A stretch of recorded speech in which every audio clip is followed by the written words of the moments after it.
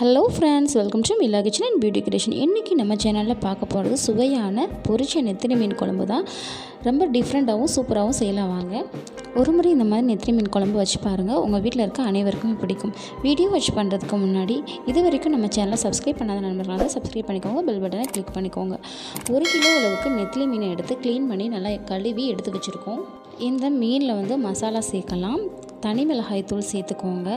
ஒரு 2 ஸ்பூன் அளவுக்கு சேர்த்துக்கலாம். 1 கிலோ மீனுக்கு ஒரு 2 ஸ்பூன் அளவுக்கு சேர்த்தா போதுமானது.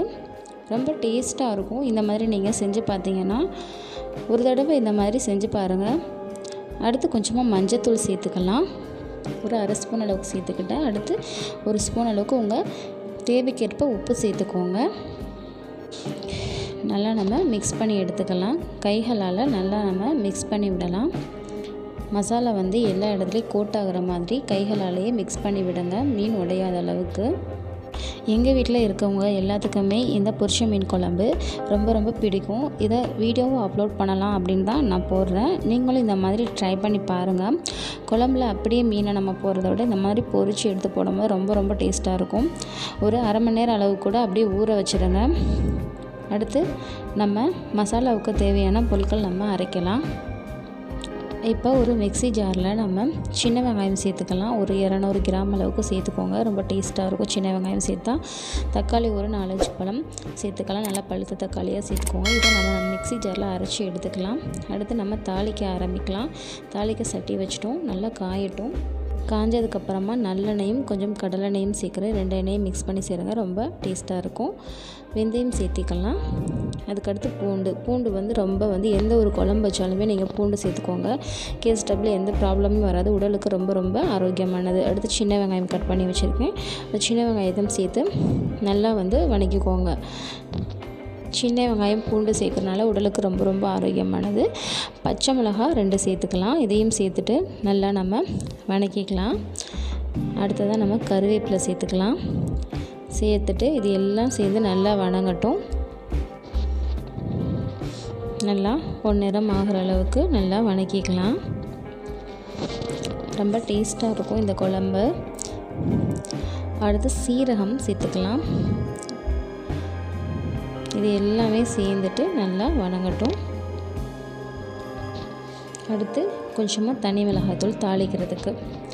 இப்போ நம்ம அரைச்சி வச்ச மசாலா சேர்க்குற கடைசி நேரத்தில் தான் நம்ம தனி மிளகாய்த்தூள் சேர்க்கணும், இல்லாட்டி கருகிரும். இப்போ நம்ம அரைச்சி வச்சுருக்கோம் இல்லையா, வெங்காயம் தக்காளியும் அதையும் சேர்த்துட்டு நல்லா வணக்கி விட்டுக்கலாம். வெங்காயம் தக்காளி தனி மிளகாய்த்தூள் எல்லாமே சேர்த்துட்டு நல்லா நம்ம வணக்கி விட்டுக்கலாம். நல்லா வணங்கட்டும். கொஞ்சமாக நெல்லிக்காய் சைஸ் அளவுக்கு புளி கரைச்சி வச்சுருந்தோம், அந்தளவுக்கு சேர்த்துக்கலாம். இப்போ நான் புளி இந்த அளவுக்கு சேர்த்து நல்லா கரைச்சி எடுத்துகிட்டு நல்லா கெட்டியான புளி கரைசலை நம்ம சேர்த்தாச்சு. குழம்பு மசாலா தூள் சேர்த்துக்கோங்க. ஒரு 4 ஸ்பூன் அளவுக்கு குழம்பு மசாலா தூள் சேர்த்துக்கோங்க. இதையும் சேர்த்து நல்லா மிக்ஸ் பண்ணி விட்டுக்கோங்க.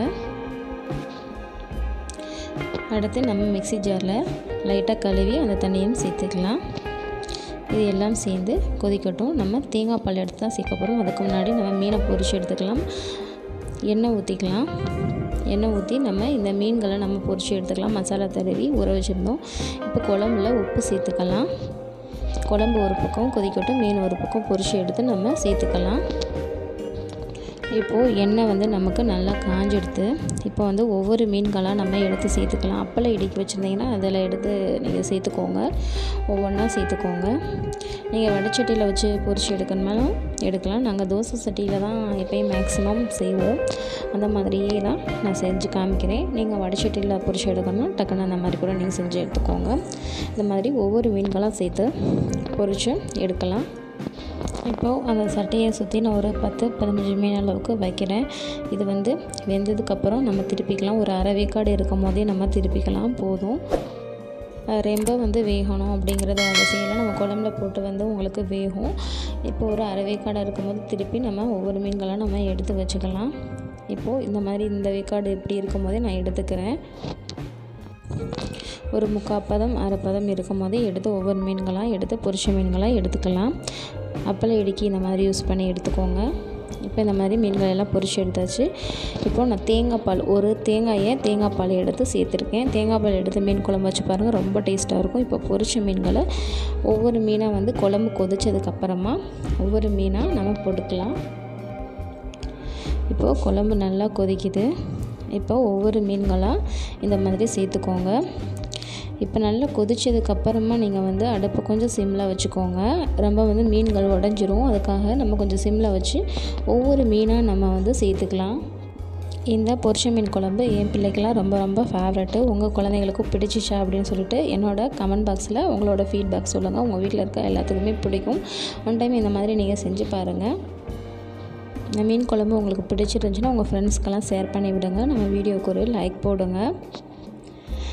நம்ம ரொம்ப வந்து போட்டு கிளறக்கூடாது. லைட்டாக வெந்துருச்சா அப்படின்றதுக்கு ஒரு 5 நிமிட்ஸ்லேயே நம்ம பொரிச்சு தான் போட்டிருக்கோம். ஏற்கனவே குழம்பு கொதிச்சிருச்சு, நல்லா வெந்திருக்கும் உங்களுக்கு. இப்போ வந்து கடைசியாக நம்ம மல்லி இலைகளை தூவி விட்டுக்கலாம். இப்போ மீன் குழம்பு ரெடி ஆயிடுச்சு. இந்த மீன் குழம்பு உங்களுக்கு பிடிச்சிருக்கும்னு நினைக்கிறேன். இந்த வீடியோ உங்களுக்கு பிடிச்சிருந்தா லைக் பண்ணுங்கள், ஷேர் பண்ணுங்கள். மறக்காமல் நம்ம சேனலை சப்ஸ்கிரைப் பண்ணுங்கள். உங்களோட ஃபீட்பேக்கை என்னோட கமெண்ட் பாக்ஸில் சொல்லுங்கள். வீடியோ வாட்ச் பண்ணதுக்கு தேங்க்யூ ஃப்ரெண்ட்ஸ். தேங்க்யூ.